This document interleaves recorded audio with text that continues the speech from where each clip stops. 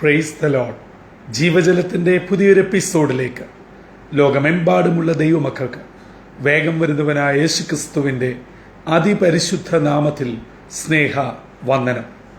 ഇന്ന് 2024 ഒക്ടോബർ മാസം 2-ാം തീയതി ബുധനാഴ്ച. ദൈവത്തിൻ്റെ വലിയ കൃപയാൽ നാം ഏവരും ഒരു പുതുദിനത്തിലേക്ക് പ്രവേശിച്ചിരിക്കുന്നു. ഈ ദിനം അനുഗ്രഹത്തിൻ്റെയും നന്മയുടെയും സന്തോഷത്തിൻ്റെയും ദിനമായി തീരട്ടെ എന്നുള്ള പ്രാർത്ഥനയോടെ ഇന്നത്തെ വാഗ്ദത്ത വചനത്തിനായി ഒരുങ്ങാം. ഇന്ന് ജീവജലത്തിൽ കൂടി പ്രോമിസ് വേഴ്സായി നമുക്ക് ലഭിച്ചിരിക്കുന്നത് വിശുദ്ധ മത്തായി എഴുതിയ സുവിശേഷം 13-ാം അധ്യായം 23-ാം വാക്യം. സെയിന്റ് മാത്യു ചാപ്റ്റർ 13 വേഴ്സ് 23 നാം ഇപ്രകാരം വായിക്കുന്നു: നല്ല നിലത്ത് വിതയ്ക്കപ്പെട്ടതോ ഒരുത്തൻ വചനം കേട്ട് ഗ്രഹിക്കുന്നത് ആകുന്നു. അത് വിളഞ്ഞ് 100, 60, 30 മേനി നൽകുന്നു. ക്രൈസ്തവ ലോകത്ത് പ്രചാരം നേടിയ യേശുവിൻ്റെ ഉപമകളിലെ പ്രധാനപ്പെട്ട ഒരു ഉപമയാണ് വിതയ്ക്കുന്നവന്റെ ഉപമ. യേശു ശിഷ്യന്മാരെ അടുക്ക വിളിച്ച് സ്വർഗരാജ്യത്തെക്കുറിച്ചും അതിൻ്റെ മാർമിക രഹസ്യങ്ങളുടെ പൊരുളുകളെക്കുറിച്ചും അവരോട് വിവരിക്കുകയാണ്. പ്രവാചകന്മാരും ന്യായപ്രമാണവും ഒക്കെ ഉണ്ടായിട്ടും ഗ്രഹിക്കാൻ പറ്റാഞ്ഞത് ഇപ്പോൾ നിങ്ങൾക്ക് അറിയുവാൻ, ഗ്രഹിക്കുവാൻ വരം ലഭിച്ചിരിക്കുന്നു. ആ തിരിച്ചറിവ് എങ്ങനെയാണ് എന്ന് അവർക്ക് മനസ്സിലാകുന്ന വിധത്തിൽ അവരുടെ കണ്ണാൽ കണ്ട് അവർക്ക് ദൈനംദിന ജീവിതത്തിൽ മനസ്സിലാകുന്ന ഭാഷയിൽ ജീവിത അനുഭവത്തോട് കാലികമായി ചേർത്തിണക്കി യേശു പറഞ്ഞ ഉപമയാണ് വിതയ്ക്കുന്നവന്റെ ഉപമ. വിതയ്ക്കുന്നവൻ വിത്ത് വിതയ്ക്കുവാൻ പുറപ്പെട്ടു. ഇതിന്റെ സകല കാര്യങ്ങളും നമുക്കറിയാം. 1, വഴിയരികെ വീഴുന്നു. 2, പാറസ്ഥലത്ത്. 3, മുള്ളിനിടയിൽ. 4-ാമത്തേതാണ് നല്ല നിലത്ത്. ഇന്നത്തെ വാഗ്ദത്ത വചനമായ 23-ാം വാക്യം നാം ഇപ്പോൾ വായിച്ചു കേട്ടല്ലോ. നല്ല നിലത്ത് വീണത് എന്ന് പറഞ്ഞാൽ എന്താണ്? വചനം കേട്ടിട്ട് ഗ്രഹിക്കുകയാണ്. എന്നെ കേൾക്കുന്ന സഹോദരങ്ങളെ, ഇന്ന് നമുക്ക് വചനം കേൾക്കാഴിയാണോ പ്രശ്നം? ഒരിക്കലുമല്ല. ഇന്ന് വചനം സുലഭമായിരിക്കുന്നത് പോലെ കഴിഞ്ഞ ഒരു നാളുകളിലും സുലഭമല്ല. അതാത് സഭകളിൽ എത്രയോ ക്രിസ്തീയ ചാനലുകൾ, പ്രത്യേകിച്ച് സോഷ്യൽ മീഡിയകൾ, യൂട്യൂബിൽ നിരന്തരമായി ഏതെല്ലാം നിലകളിലുള്ള ദൈവവചന ശുശ്രൂഷകൾ, ഇങ്ങനെ ദൈവവചനം ഓരോ പ്രായത്തിന് തക്കവണ്ണം കൃത്യമായി വ്യക്തമായി നൽകുന്നുണ്ട്.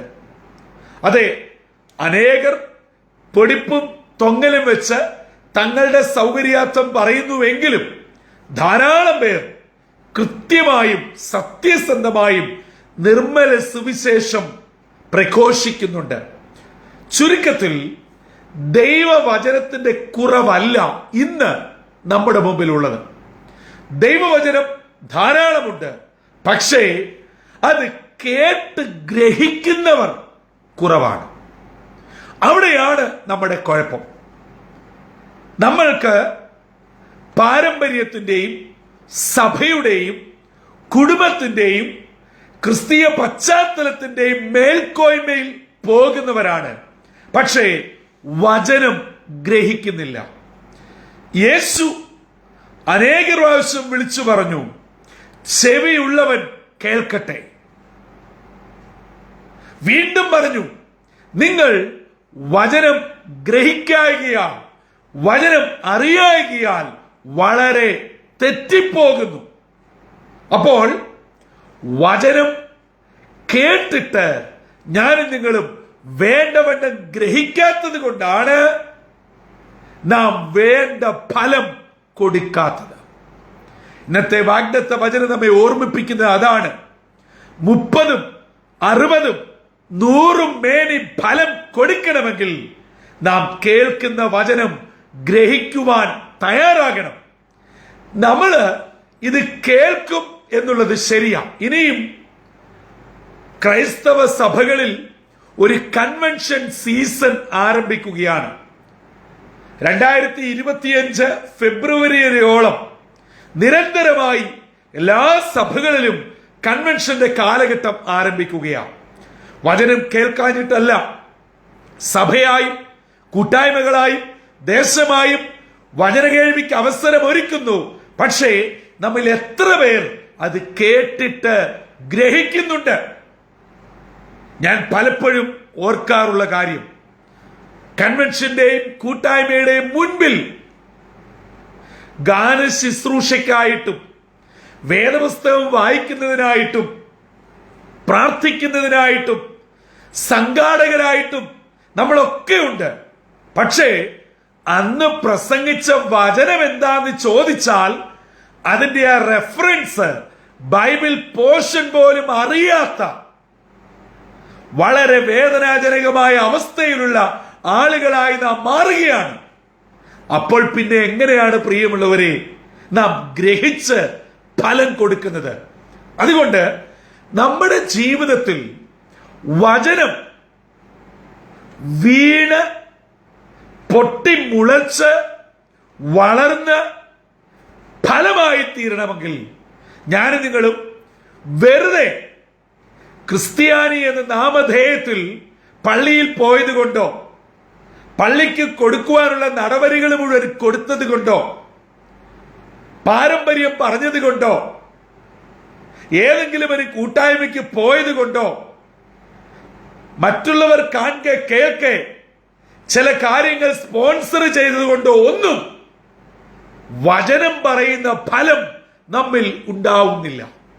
അതുകൊണ്ട് ഈ പുത്തൻ മാസത്തിന്റെ 2-ാം ദിനം ദൈവത്തിന്റെ ആത്മാവ് നമ്മളോട് പറയുകയാണ്, എന്റെയും നിങ്ങളുടെയും ജീവിതത്തിൽ ഫലം പുറപ്പെടുവിക്കണമെങ്കിൽ, ദൈവം ആഗ്രഹിക്കുന്ന നല്ല ഫലം ഉള്ളവരായി തീരണമെങ്കിൽ നമ്മുടെ യാതൊരുവിധ കൺകെട്ടു വിദ്യകൾ കൊണ്ടും ഒരർത്ഥവുമില്ല, വചനം ഗ്രഹിക്കണം. അത് നമ്മിൽ ക്രിയ ചെയ്യണം, നമ്മിൽ പാപബോധം ഉളവാക്കണം, പരിശുദ്ധാത്മ ശക്തിയിൽ വ്യാപരിക്കണം. അന്യ ഉപദേശങ്ങളും അന്യ ആരാധനകളും അന്യ വിശ്വാസങ്ങളും നമ്മിൽ നിന്ന് മാറിപ്പോയി യഥാർത്ഥ ദൈവവചനത്തിൽ അടിയുറച്ച് നാം വളരുമ്പോൾ നാം ഫലം കൊടുക്കുന്നവരാകും.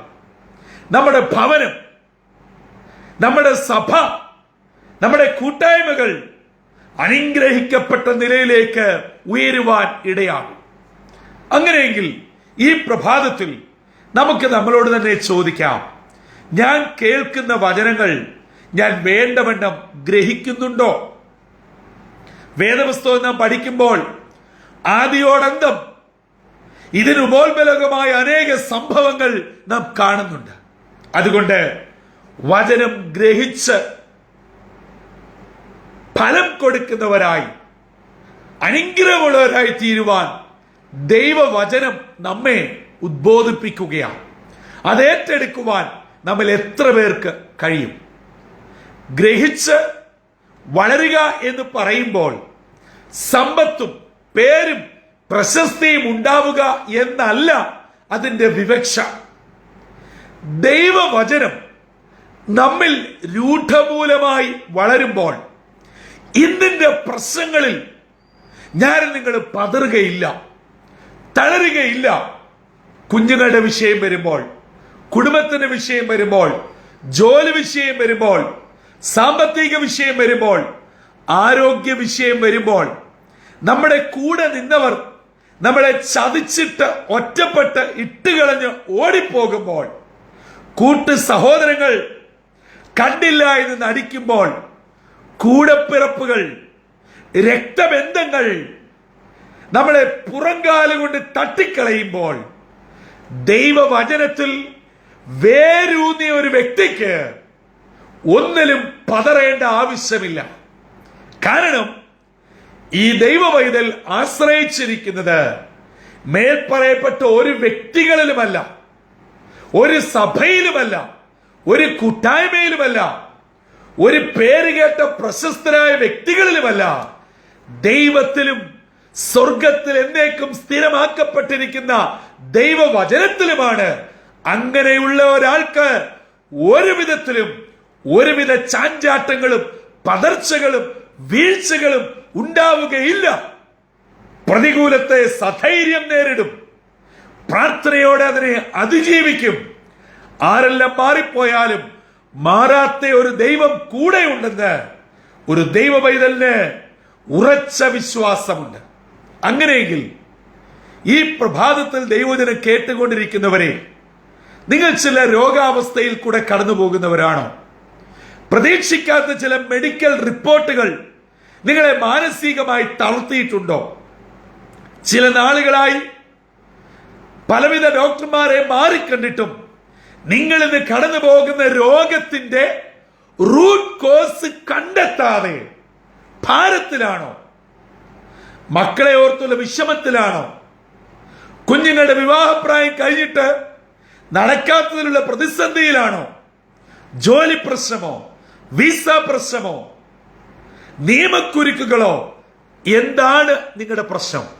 സഹോദര, സഹോദരി, ഈ ദൈവവചനത്തിൽ ശരണപ്പെടുക, വചനത്തിൽ ഉറയ്ക്കുക. സോഷ്യൽ മീഡിയയിൽ നിങ്ങൾ ചെലവാക്കുന്ന സമയത്തിന്റെ 1/4 സമയമെങ്കിലും ദൈവവചനം കേൾക്കുവാനും വായിക്കുവാനും വിശ്വസിക്കുവാനും പ്രാർത്ഥിക്കുവാനും ചിലവഴിക്ക്. നിങ്ങൾക്കതിന്റെ അനുഗ്രഹം ഉണ്ടാവും. നിങ്ങളുടെ പ്രതിസന്ധിയിൽ അതിനെ അതിജീവിപ്പാനുള്ള ഉയരത്തെ ശക്തി ദൈവവചനത്തിൽ കൂടെ ലഭിക്കും.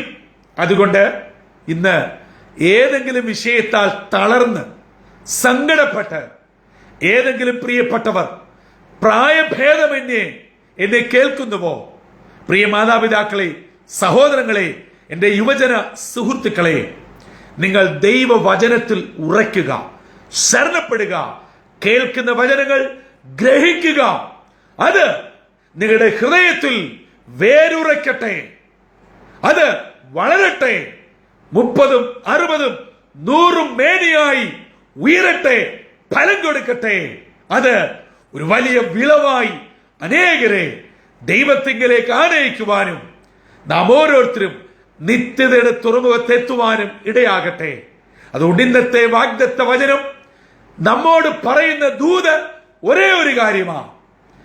ദൈവവചനം കേട്ട് അത് വേണ്ടവണ്ണം ഹൃദയത്തിൽ സംഗ്രഹിച്ച് ഗ്രഹിച്ച് വചനത്തിൽ ഉറച്ച് വളരുക, വിശ്വസിക്കുക, ജീവിക്കുക. 30, 60, 100 മേനി ഫലം കൊടുക്കുക. നമ്മുടെ പ്രതിസന്ധിയിൽ അതിജീവിച്ച് ദൈവകൃപയോടെ വിജയിപ്പാൻ ദൈവവചനം നമ്മളെ ഇടയാക്കും. അങ്ങനെ സമസ്ത മേഖലകളിലും അനുഗ്രഹവും വളർച്ചയും പ്രാപിച്ച് ഒരു യഥാർത്ഥ ദൈവ പൈതലായി ജീവിപ്പാൻ ഇന്നത്തെ ദിനം സർവശക്തനായ ദൈവം ജീവജലം ശ്രമിക്കുന്ന ഏവരെയും ഇടയാക്കട്ടെ. അതിന് ദൈവത്തിന്റെ പരിശുദ്ധാത്മാവ് നമ്മെ ഒരുക്കുകയും ചെയ്യട്ടെ. തലകളെ വണക്കാം, പ്രാർത്ഥിക്കാം. കാരുണ്യവാനായ ദൈവമേ, സ്വർഗീയ പിതാവേ, ഒക്ടോബർ മാസത്തിലെ 2-ാം ദിനത്തിലേക്ക് ഞങ്ങളെ പ്രവേശിപ്പിച്ചതിനായി സ്തോത്രം. ഞങ്ങൾ നാളുകളായി വചനം കേൾക്കുന്നവരാണെങ്കിലും അത് വേണ്ടവണ്ണം ഗ്രഹിക്കാത്തത് കൊണ്ട് ഞങ്ങളിലത് വളരുന്നില്ല. വളരാത്തത് കൊണ്ട് ഞങ്ങളിൽ ഫലവുമില്ല. ഫലത്തിന് പകരം വേദനയും നിന്ദയും പരിഹാസവും സങ്കടവും കണ്ണുനീരും മാത്രവുമാണെന്ന് ഇനി ഞങ്ങൾ തിരിച്ചറിഞ്ഞതിനായി സ്തോത്രം. ആകയാൽ കേൾക്കുന്ന വചനങ്ങൾ ഹൃദയത്തിൽ സംഗ്രഹിപ്പാനും അതിന്റെ പൊരുൾ ഗ്രഹിപ്പാനും അങ്ങനെ വചനത്തിൽ വളർന്ന് 30, 60, 100 മേനി ഫലം കായ്പാൻ ഞങ്ങളെ അവിടുന്ന് ഒരുക്കണമേ. ഇന്ന് ദൈവവചനം കേൾക്കുന്ന എല്ലാ പ്രായത്തിലുള്ള എല്ലാ നിന്റെ മക്കളെയും അനുഗ്രഹിക്കണം. സ്വർഗീയ നന്മകൾ കൊണ്ട് പൊതിയണം. അനുഗ്രഹങ്ങൾ അവരുടെ മേൽ ചൊരിയണം. യേശുവിൻ നാമത്തിൽ അപേക്ഷിക്കുന്നു. കൃപയോടെ കേൾക്കുമാറാകണമേ. ആമേൻ, ആമേൻ, ആമേൻ.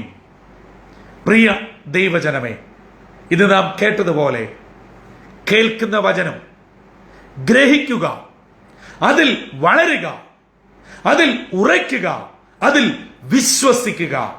30, 60, 100 മേനിയായി നല്ല വിളവ് കൊടുത്ത് കർത്താവിന് വേണ്ടി നിലകൊള്ളുവാൻ ദൈവവചനത്തിൽ നിലകൊണ്ട് അനേകരെ ദൈവവചനത്തിലേക്ക് ആനയിക്കുവാൻ സർവശക്തനായ ദൈവം ഇടയാക്കട്ടെ.